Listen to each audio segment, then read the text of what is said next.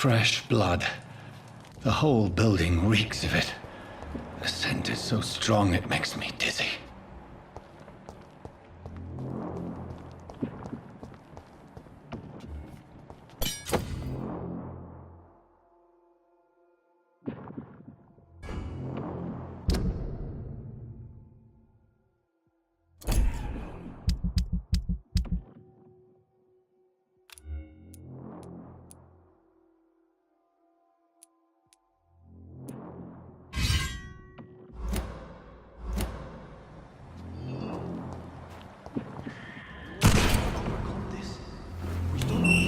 This place reeks of bloodshed.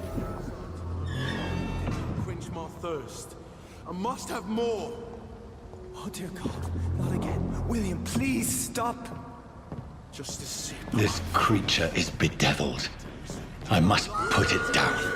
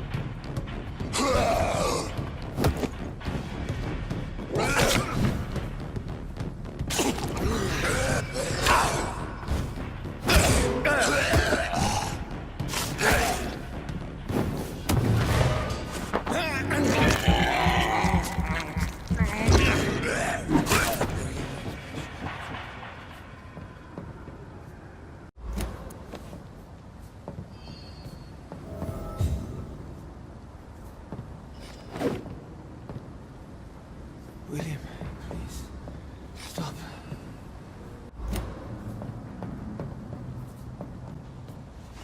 William was an honorable man. I could have saved him.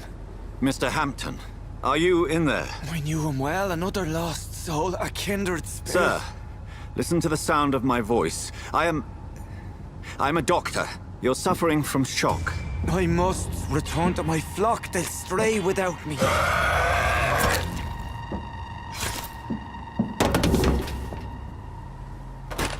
Remember, certain skulls are every bit as resistant as we are. Who are you? What do you mean by Skal? You truly are a newborn. I should have realized. Wait. You are the woman from the bar. Are you... like me? Can you help me? I believe, sir, I already have.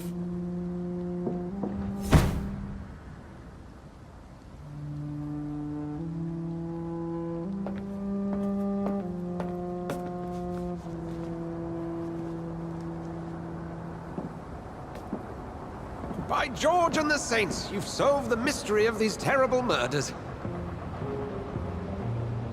Patience, good fellows, I've come to offer help. Just give me a moment to secure my boat. We can leave this awful place. William was not the evil man they claimed. He was just taken by the thirst. He needed this drink. This man requires medical attention. We'll see he gets to the nearest hospital. No, please, I must tend to my fold. My flock needs me. There, sir. Go with the good Dr. Swansea. He's resourceful, and I'm sure he'll take good care of you. You'd best come as well. The sun is soon to rise, and you'll need a place to rest. I just need a moment. If I can learn something about what has happened to William, I'll be a step closer to understanding what happened to me.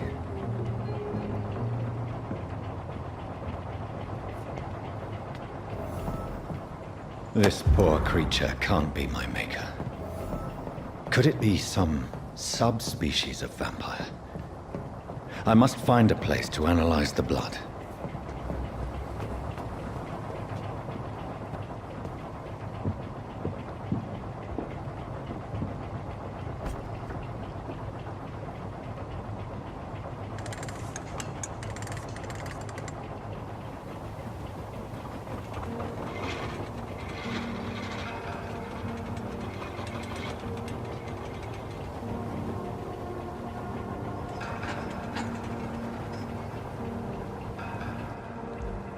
Where are we headed?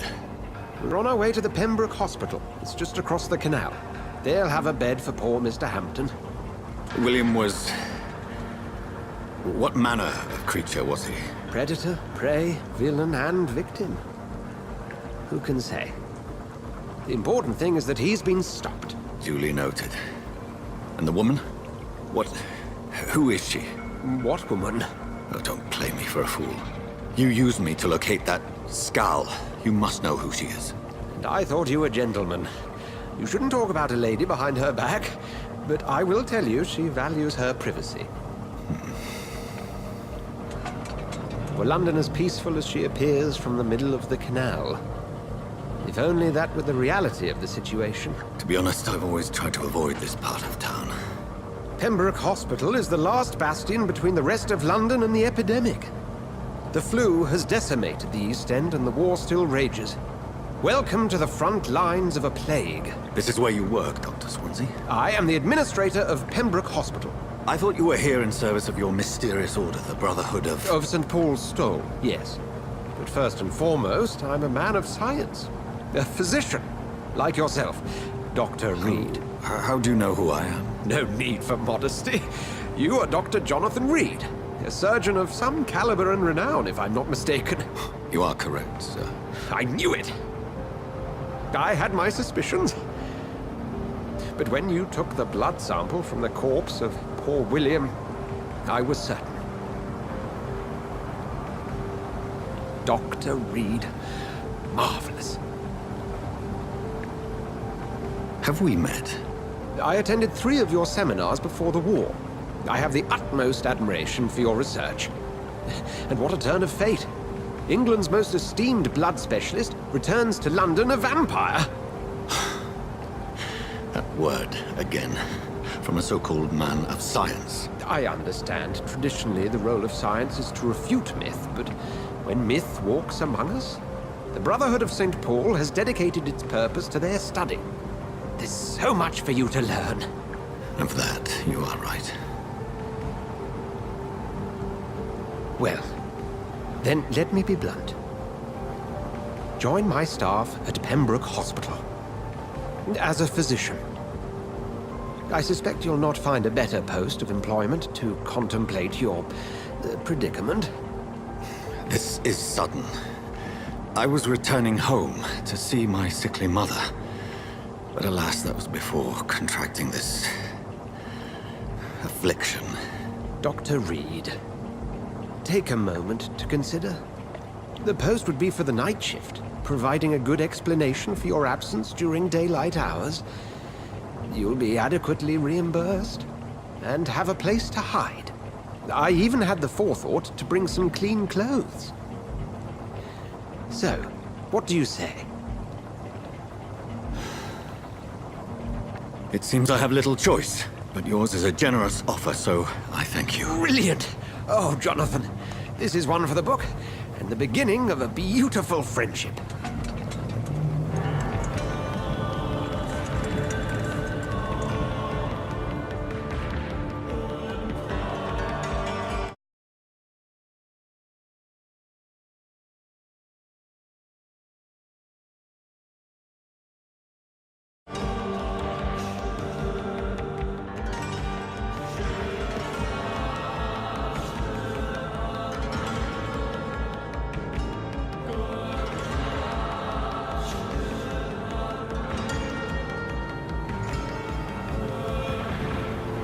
Dr. Swansea, thank goodness. I was beginning to be concerned.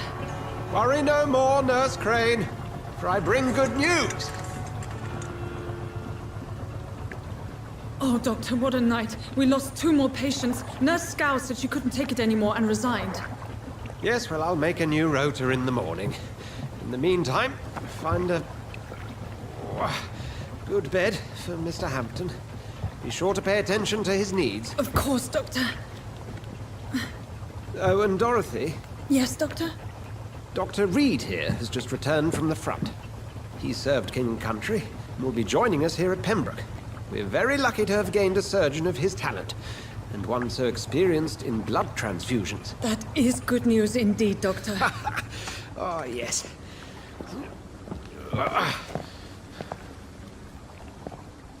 Here at Pembroke, it's not what we have, but what we haven't. It's only thanks to Nurse Crane and the staff that our ship doesn't sink. If you have any questions, just ask her. Duly noted. Thank you. Your assistance is required, Dr. Swansea, immediately. Welcome aboard, Jonathan. We'll catch up after my rounds. Coming, Nurse Crane. I'm coming.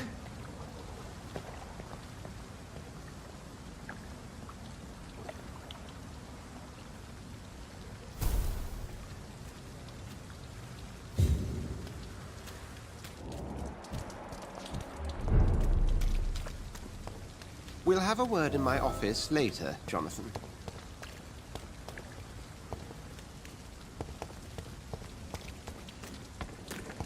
Come on, you bastard!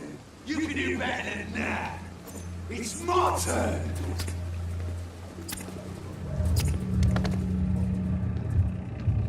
Rotten or pristine, each heart contains the secret of life. Drink at this river, try it all.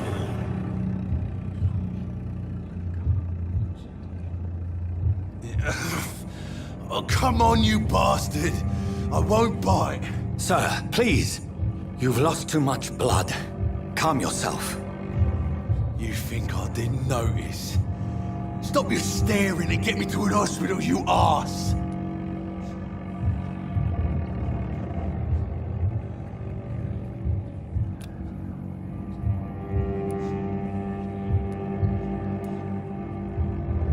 Insulting a good Samaritan. Not exactly the way to get rescued. Alright, sorry. I am in pain here. Me guts are spilling out onto the street and you're yabbering on. Yes. That's a very nasty wound you've got there. Take my word, I am a doctor. Dr. Jonathan Reed. Name's Clay Cox. I'd appreciate you helping me to a better place, Doc. Follow me, Mr. Cox. Let me assist you to that better place.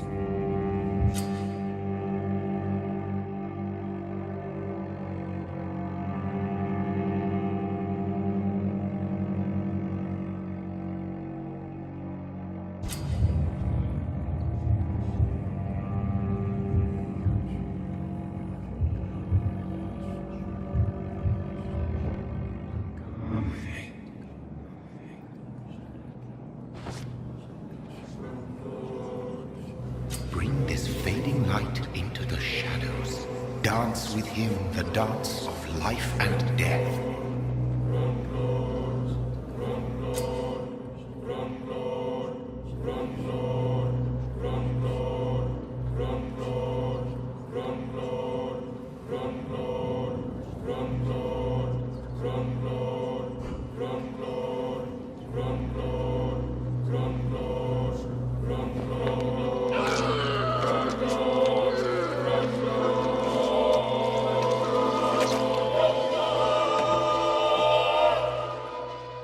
In the back, you bastard!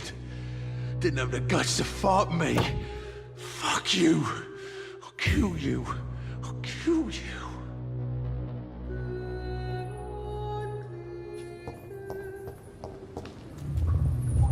To taste a life, to embrace its most intimate secrets. Such a burden, such a divine sin.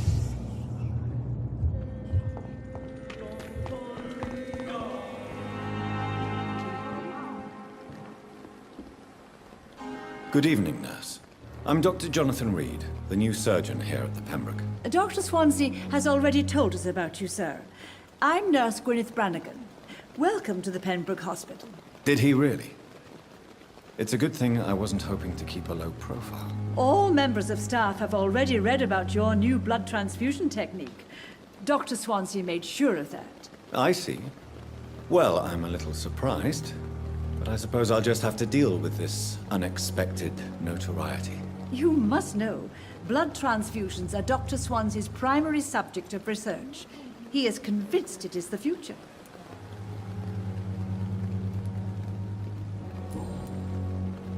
How are things here? Not good, to say the least. We're struggling against an invisible enemy, more lethal than any bullet from a gun. It's hard, Doctor. An invisible enemy. Quite a poetic term for a disease, especially from a nurse. Sorry, Doctor. These last few weeks have been exhausting. We could all do with a good night's sleep. Do you think this hospital can survive the epidemic? We are all volunteers here, and we're trying to hold fast, but how do we beat an invisible killer? Some nurses have already resigned. I'm not familiar with all the staff yet. Perhaps you could help me. Brilliant professionals, most of them. Dr. Swansea has a gift for recruiting talent. Most of them. Is there a problem I should know about, nurse? It would be inappropriate for me to speak ill of a colleague. Is there anyone that stands out? Well, I have never met someone as dedicated as Dr. Tippett's. He should be a standard for us all here. If only he were younger.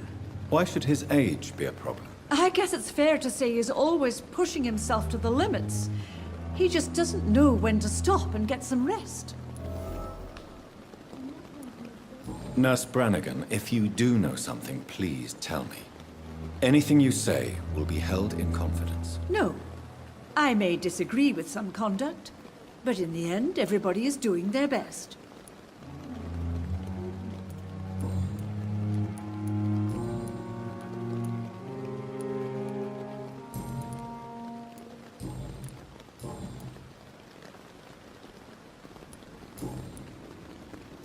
Goodbye, nurse. Call me if you need assistance. Come on, I don't have all night.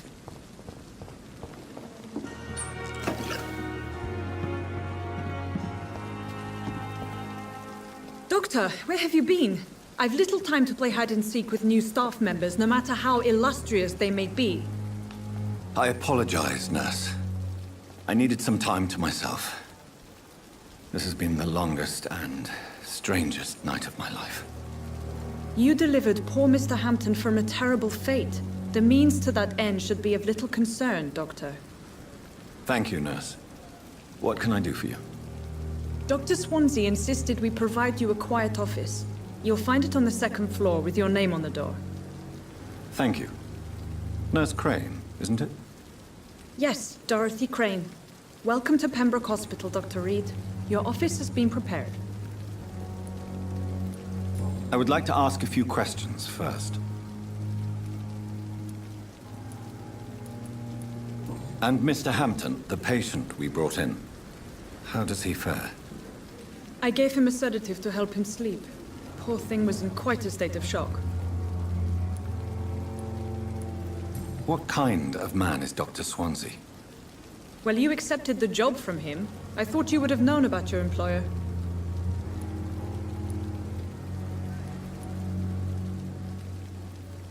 Apologies, I've only just met him the once. This is sudden. I've only just returned to England. Dr. Swansea is a brilliant surgeon and the most compassionate physician. It's right to assume Dr. Swansea knows far more about me than I do about him. You'll get to know him soon enough, and better than me. The administrator has better things to do than mix with us.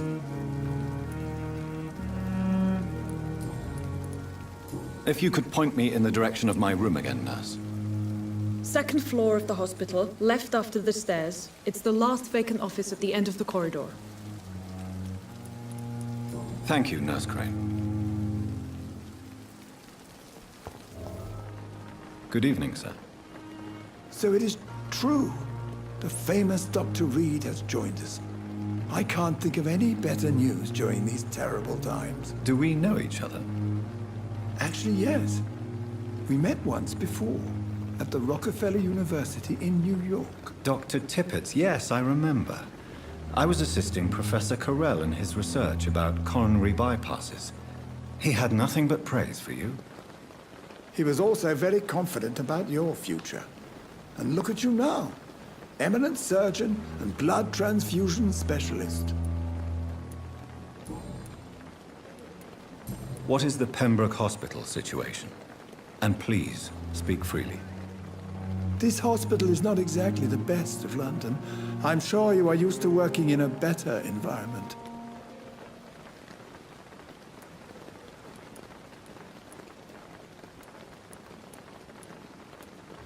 It's more than enough. In any case, the personnel of a hospital are much more important to me than the building. Don't be misled by appearances, Dr. Reed. This hospital does not lack talented people. It just lacks hope.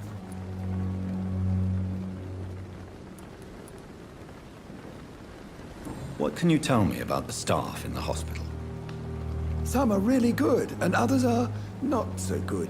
But during this troubled period, there is no time for slander. I prefer to focus on the positive character traits.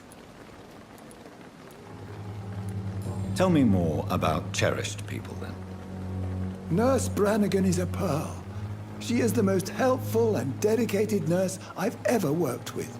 A clever and cheerful woman. You really seem to admire her skills. I'll go even further. If she was a man, she would be a damn fine practitioner. Any opinion about the management?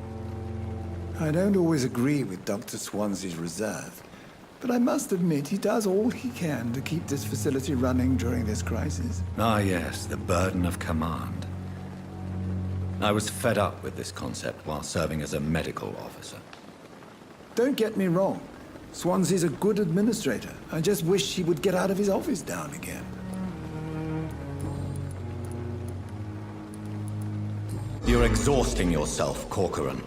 Maybe you should think about preserving your strength. No. We must keep on healing all those poor souls. We are the last rampart before chaos. Once more unto the breach.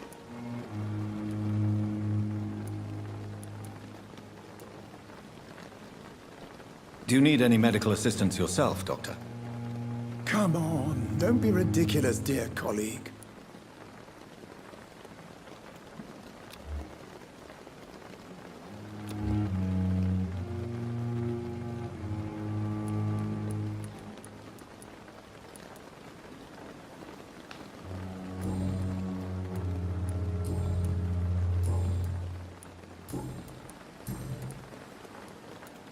You're exhausting yourself, Corcoran.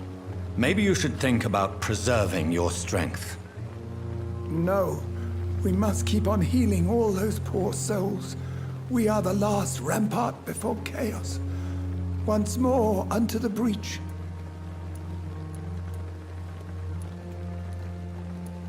Nurse Brannigan is worried about you, Doctor.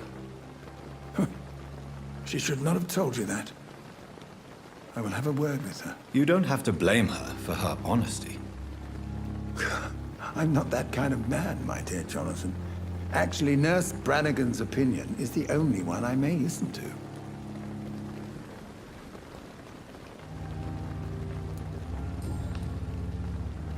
Goodbye, Dr. Tippett.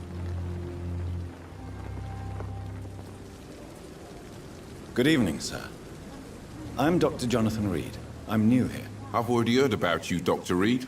I'm Milton Hooks, the ambulance driver for this shithole of a hospital. That's quite a blunt introduction, Mr. Hooks. You can call me Milton. I like to speak my mind, Dr. Reed. Perk of the job. Don't judge me, and I won't judge you. I'm not sure I understand what you're talking about. Well, I'm no doctor, but I'm pretty sure a gun can't be used as a surgical instrument. You have a keen eye. I learned to shoot during the war, and have carried one ever since. Old habits die hard. No need to explain, Dr. Reed. And if you ever need a better gun, remember, I may have something for you.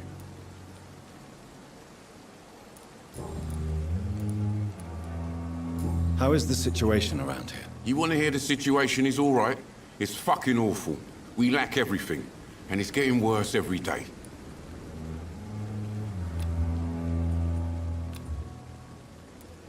So what do you do exactly in this hospital?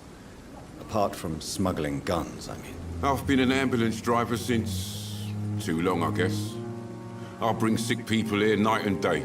It's a dirty job, but I get it done. Most of the time. Since you're on the front line, how is the sanitary situation in this vicinity? It's a complete disaster. It's even getting dangerous to enter some streets or buildings. Even the locals attack you. It sounds like things have been a bit rough recently. What's happened? Yesterday I got attacked by the patient I was bringing here. I escaped through the hospital's garden, but I lost my wallet when I was running. You left an infected patient outside the hospital. That's incredibly dangerous. Go there yourself if you want, but be careful, Doctor. I'd rather not bring your dead body back.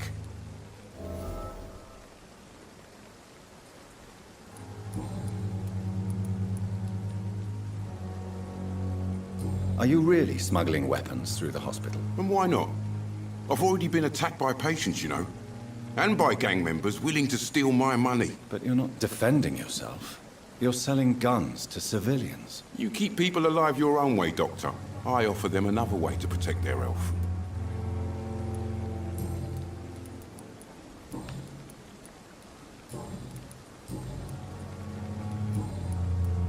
I'd like to see your goods. Wise choice, Dr. Reed. A reliable gun is what everybody needs these days. Good evening, Milton. Good evening, Doctor. Still trying to save lives? I'd like to see your goods. Wise choice, Dr. Reed. A reliable gun is what everybody needs these days.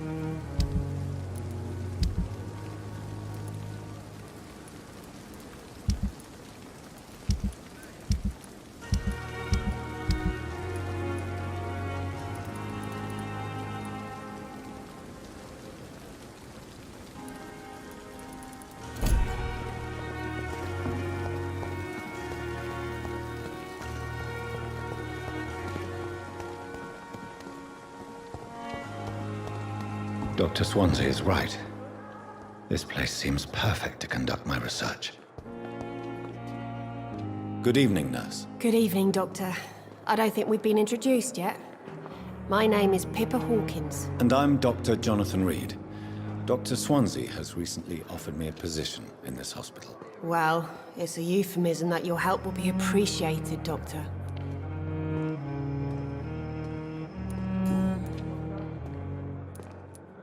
How would you describe the situation at the Pembroke Hospital? It's serious. The flu is wreaking havoc amongst the staff and patients. We are running out of everything. You must get a hold of yourself, nurse. Sorry, I'm exhausted. No one has any idea when this epidemic will be over. Nurse Hawkins, the Spanish flu won't last forever. Even the Black Plague didn't kill everyone. I wish I could believe you. But what if this epidemic was worse? What if in the end, nobody was spared? How long have you been a nurse? Well, long enough to see that the epidemic is winning. And no matter how qualified you are, don't tell me you'll change that.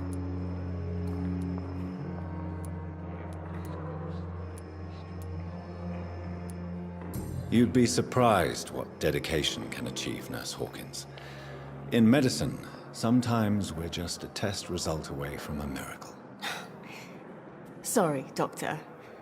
I don't want to sound bitter, but I'm just too tired to give a pep talk like Nurse Brannigan.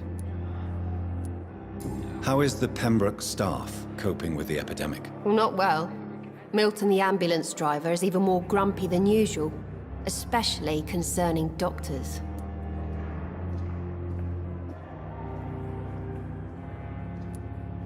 Why is Milton grumpy on a daily basis? Is it just an act? Milton's not the kind of man who's bothered about a bad reputation, whether he deserved it or not. Why does Milton dislike doctors? I don't know. Just ask him. But be warned, Milton is not the chatty type.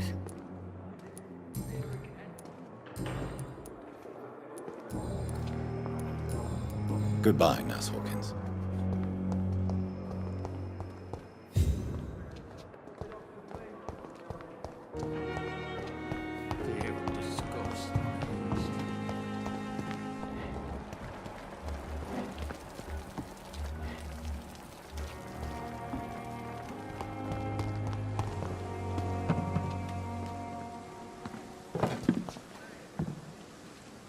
Good evening, Milton. Good evening, Doctor. Still trying to save lives?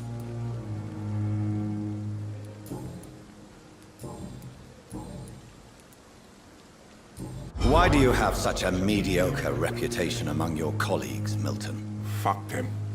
Nobody knows the horrors I've seen since working here. This city was sick long before the epidemic, Dr. Reed. I know it's a difficult task, but correct me if I'm wrong. Is this not the job you are paid to do? I've seen babies left to die while their brothers were properly fed. Underage girls and boys sold to all manner of perverts. I'm sorry, I don't know what to say. Yeah, exactly. We lack words. So excuse me if I don't look on the bright side of life. Goodbye, Milton.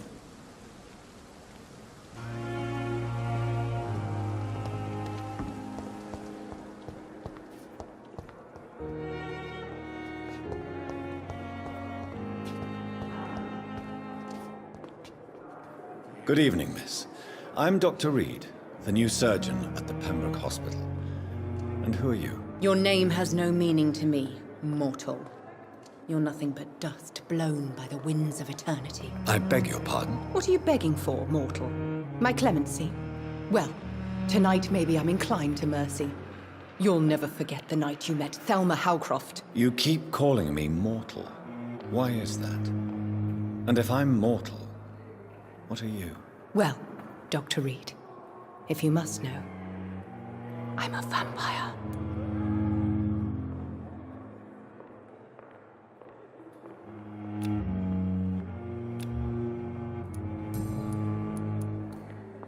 And why do you believe you're a vampire? I don't need to believe anything. It is what I am. It is what I feel within this hollow shell of flesh. Please, describe to me how you feel. What is it like to be a vampire? I can hear my body crumble from the inside as my flesh cracks and fades. I sense the last pulse of postulant blood within my drying veins. I need new blood. I see. Have you ever heard of Cotard syndrome, Miss Howcroft? Never. It's a mental illness discovered by a French neurologist named Jules Cotard. The affected patients are delusional. They believe that they are putrefying, that they are dead, a ghost or a ghoul, or in your case, a vampire. Delusional, you say? Oh, sad and petty mortal. You can't even begin to understand the concept of immortality. And you think it is I who am delusional. I'm assuming you must be a patient here. Am I right, Miss Howcroft? It's only a cover. To hide from my enemies. I can leave whenever I want. As a woman, a spirit, fog, or bat. Who are these enemies you mentioned? Can you describe them? I cannot say for sure. But I sense their eyes on me from nearby. I feel them watching me every time I visit the garden near the morgue. The staff here are not your enemy. They're here to help you, to care for you. I'm not speaking of the doctors in white. I'm speaking of the men and women who hunt me. For I am a vampire! I see. Don't worry. These people will not find you here. I'll personally make sure they leave you alone. Thank you, mortal. But do not interfere with them, for you are no match for those that hunt me.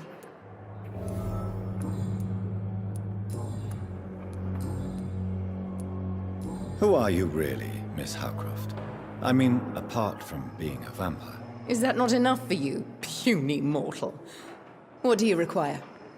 Proof of my powers? I'm curious to know who you were before becoming a vampire. No, it was such a long time ago, I don't remember. Centuries of unholy life can have strange effects on one's minds, you see?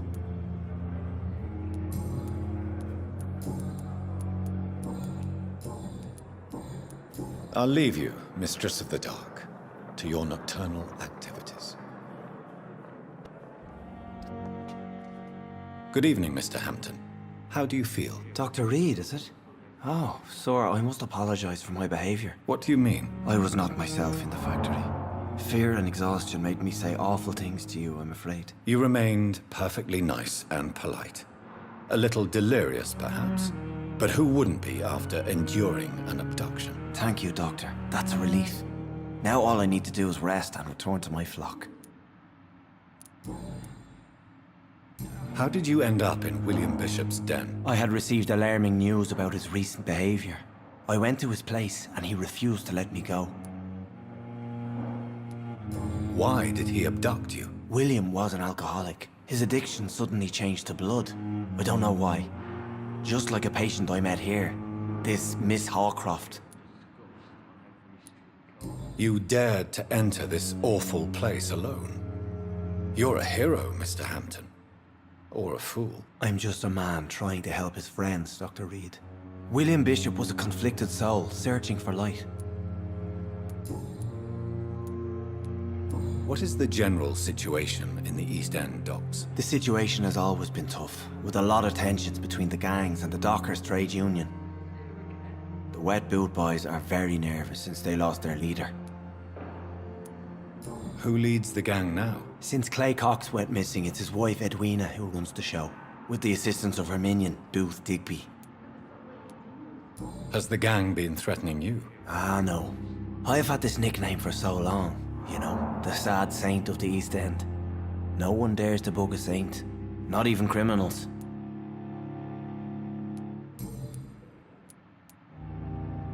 Do you know Tom Watts, the bartender from the Turtle? I met him before I found you in the canning factory. Tom? Yes, of course. Always the helping hand, good old Tom. Without men like him, corruption and despair would have wiped out the East End long ago. People are still in despair. How could it be otherwise? The authorities have left us all to rot in this contagious nightmare. No drugs, no advice, nothing. It's a damn shame. Who should I avoid in this part of town, then? Any particularly evil figures? Not really. Most men and women are just doing their best. And it's not my habit to speak ill of people I know, Doctor.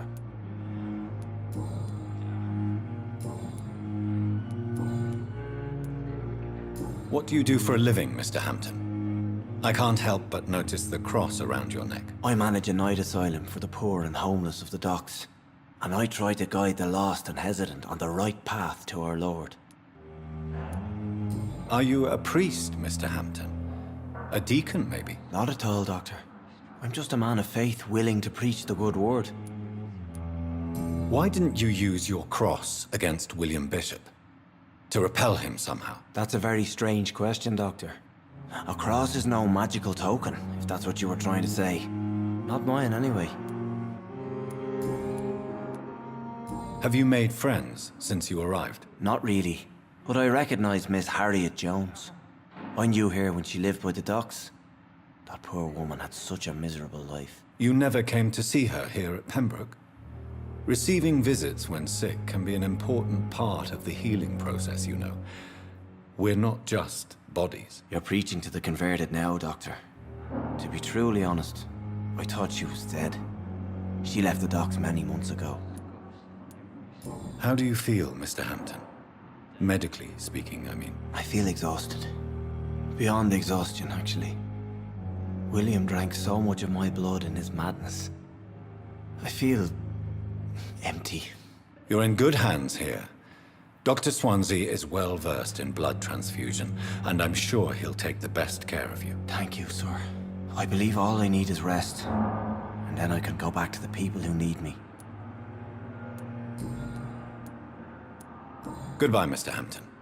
We'll talk again later.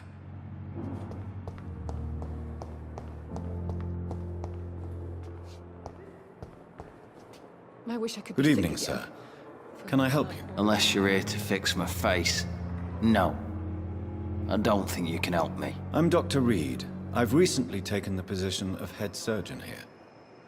War injuries, am I right? You guessed right, Doctor. German shell took my pretty little mug right off. But they still call me Thomas Elwood. How is your stay with us, Mr. Elwood? Oh, it's bliss.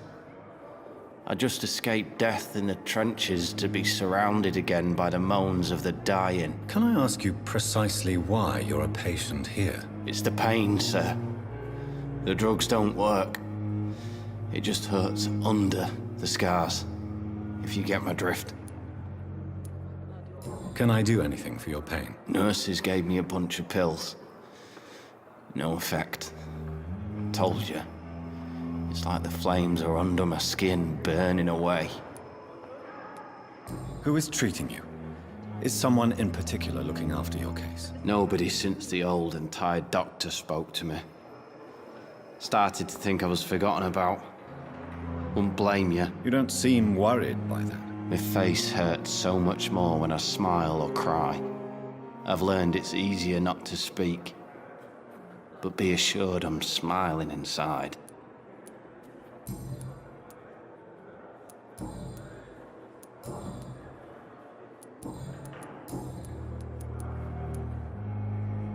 Where were you stationed, sir? Did you serve for long? I really don't want to talk about all this shit. No offense. I was pushing too much. I served in France myself. I just wanted to know what happened to you. You were an officer, weren't you? Then I doubt we fought the same war, sir. No offense. How close are you to Miss Hallcroft? Are you aware that she thinks she is a vampire? To wait for her next nibble is the best reason to stay here. Every time she approaches my bed, she treats me like something tasty. A normal person. Aren't you afraid? She may hurt you if the game goes too far. She's quite harmless, I can assure you. Her head's broken inside is all. While I'm busted on the outside. But she's still beautiful. Living proof that there's hope for me.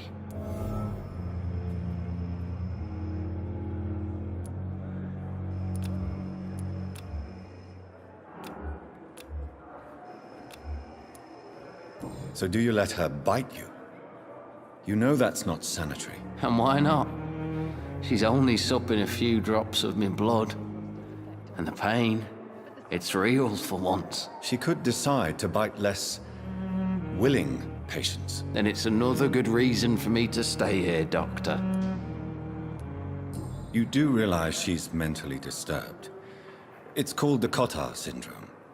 She truly believes she's a vampire. In her madness, she never refers to my scars. And frankly, if I could, I'd join her world. It seems much more fun than the real one.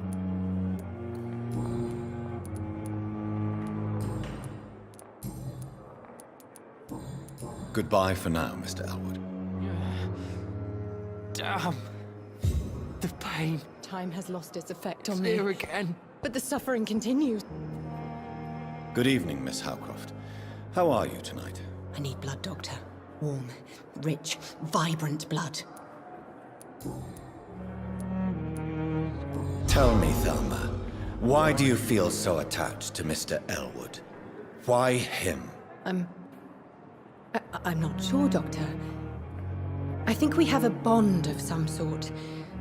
We've both suffered so much. He's the only mortal I find interesting. Do you plan to make him a vampire too? Of course not. How could I inflict my curse on anybody else? I'm not that cruel, Doctor. Would you say you and Mr. Elwood are romantically involved? No. No, Thomas is a delicate soul. Even though he disguises it. But I am not the woman he needs. No, for I am a vampire, Doctor.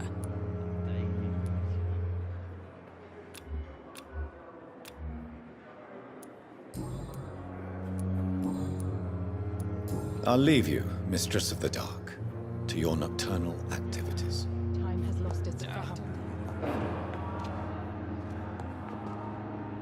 Good evening, sir. I'm Dr. Reed. I believe we're going to be colleagues. Reed? Yes, I've been informed about your arrival. I'm Waverly Ackroyd. Welcome aboard, I suppose. Does my arrival inconvenience you in some way, Dr. Ackroyd? Let us just say that I don't particularly share Dr. Swansea's enthusiasm for hiring you.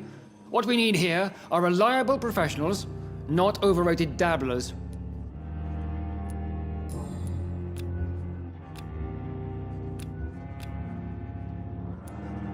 If you have a problem with me, Dr. Ackroyd, please feel free to tell me. Dr. Swansea has imposed your presence on this hospital without asking anyone's advice. The benefit of his position. But I don't agree with it. I know we've never met before, But I believe this hospital could use all the help it can get. You will agree with that, I'm sure. Oh, but I have heard about you, Dr. Reed. Of course, you can't say the same about me, since I have not wasted my time courting the press.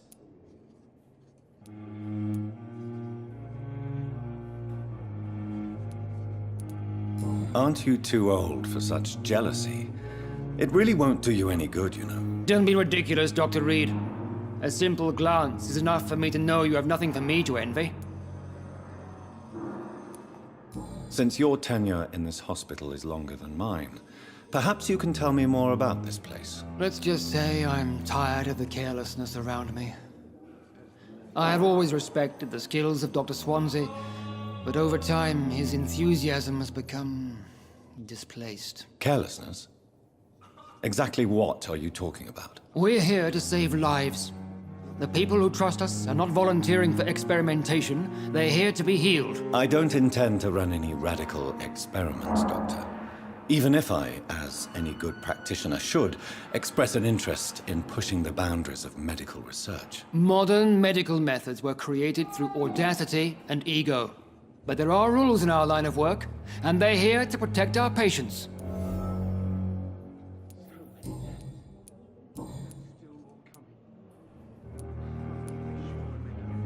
I don't know what you've heard about me, but I have already proved my value as a practitioner. I don't question your skills, Dr. Reed, but your motive. Is it money, fame, or are you truly dedicated? And what exactly is that supposed to mean? I served in the war just like you.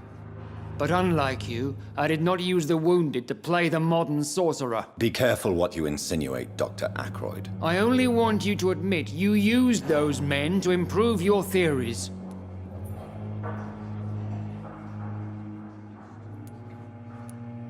This is ridiculous. My blood transfusion technique saved many lives, and you know it. You see? That is exactly what I hate about people like you. You avoid this kind of accusation instead of facing reality. It seems you have bad memories of your military service. I refuse to see this industrial slaughter as scientific progress. War only reveals the worst in men. We can at least agree on something, Dr. Ackroyd.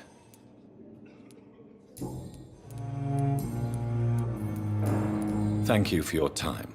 We'll talk later. I'm so tired. Will this shift never end? What can I do for you, Doctor? Thank you, Nurse Crane. Like a bull. I'll never forgive. Good evening, Doctor. I believe we're going to be working together. Dr. Reed. Dr. Swansea informed us of your arrival, but I could not dare to believe we'd have such good fortune. Such an honor, sir. Thank you. And you are? I am Thoreau Strickland, Dr. Thoreau Strickland. I'm a great admirer of your work, Dr. Reed.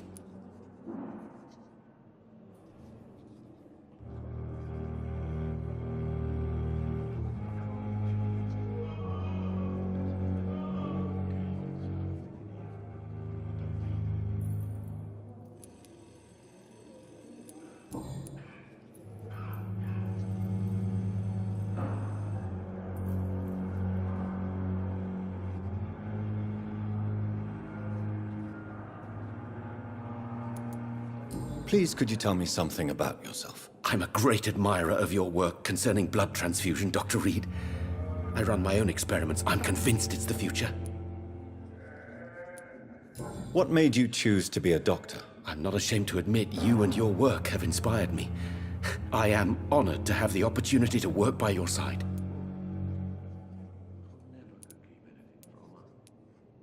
It's always a pleasure to share scientific and medical knowledge with someone eager to learn. I'll be glad to help you if I can. This epidemic may be the century's most terrible disaster, but I'm convinced that we, as doctors, are the only ones able to defeat it. I based my technique on my mentor's research. He helped me perfect my method. What is yours? I'd rather not talk about it. For now, it's just theories and first approach. My process is purely experimental and unsuccessful. As long as you're cautious and methodical, You may remain empty-handed, but you won't fail. You're not the first one to warn me, but I am convinced knowledge is the main weapon against the ravages of this epidemic.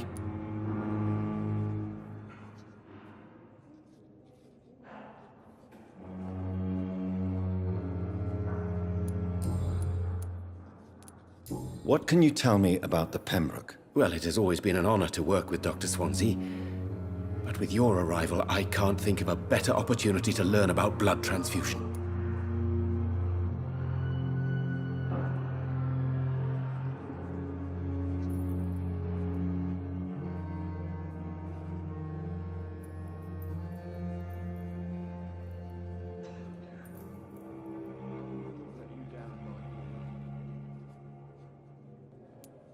You seem quite optimistic. It's a rare and precious attitude in these difficult times. I'm convinced that this epidemic is a test of endurance and dedication for us men of science. Questions remain about our capacity to resolve the situation. True. Last summer, during the first wave of the epidemic, I used to joke with Milton about the extra work. We're not smiling now. Do you need help with anything in particular? Well, yes, maybe.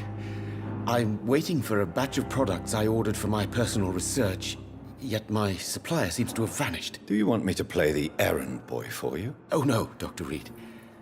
But if you went personally to his shop, what with your reputation and all, he wouldn't dare to refuse the products I need. I see. Well, give me the address, for I may pass by if I have time.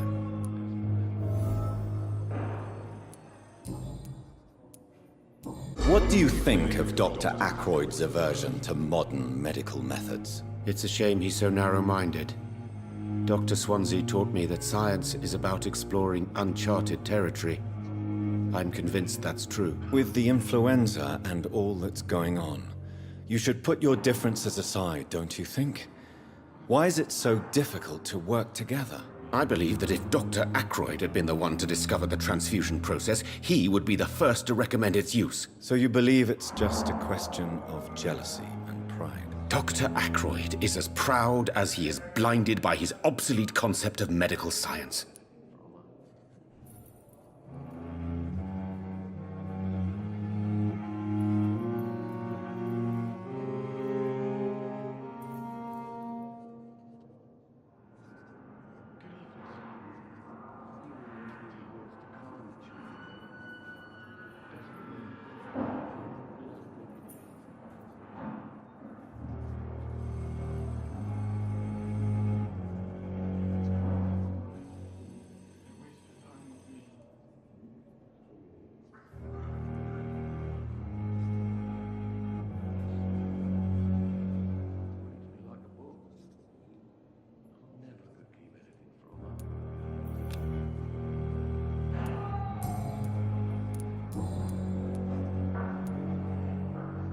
Tell me more about your willingness to experiment with new medical techniques. Harvey Fiddick is a patient suffering from a severe injury that could cripple him if not treated correctly.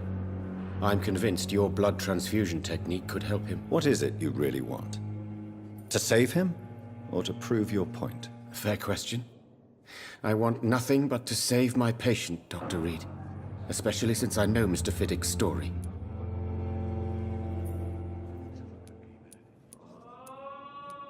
Tell me Mr. Fiddick's story. Our first diagnosis was compromised because Mr. Fiddick lied to us about the real origin of his injury. He first claimed it was an accident. But why would he hide such crucial information from us? Because he is a proud father, ashamed of putting his children at risk because of his own negligence.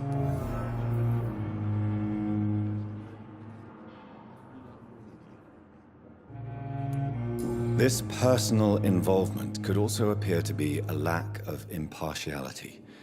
You must know that a good surgeon must remain neutral. I agree. But that does not excuse Dr. Ackroyd's behavior, a man who did not even take time to converse with his patient. Do you think keeping his distance was a mistake? All I know is that I'm taking care of human beings with desires, hopes, and fears. Not some biological machine comprised of blood, bones, and flesh.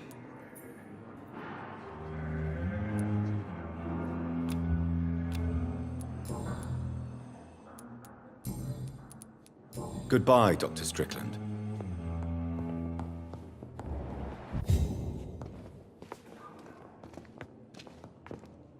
Good evening, sir. I'm Dr. Reed. May I help you? I don't know if a third opinion is needed. Your colleagues are already arguing about my condition. I see. Would you mind telling me more about your situation? I'm Harvey Fiddick. All I want is to get me bloody arm fixed properly. Tell me about yourself, Mr. Fiddick. I'm just a regular guy waiting to get his arm fixed, so I can return to work and to my family. I was more curious about what you were doing before being hospitalized. I'm a carpenter, and a good one too. But that means I need both arms to feed my family, Dr. Reed. Tell me about the doctors who are arguing about your case. Strickland and Aykroyd. They both want the best for me, but there's a lot of pride there.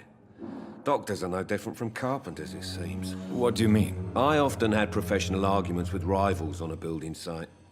Difference is, I disagreed about wooden nails, not flesh and bones.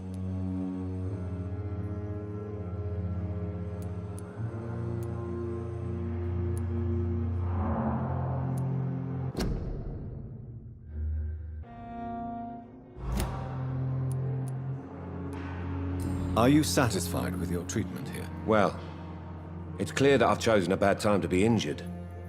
Forgive my bluntness, but you seem overwhelmed by cases of the flu. I won't lie to you about it. I'm afraid we are. Are you sure you don't want to operate yourself, Dr. Reed? I have the feeling you're very capable, and your colleagues seem to think so too. In other circumstances, you would be right. But for now, I don't think I can take on the responsibility. My apologies.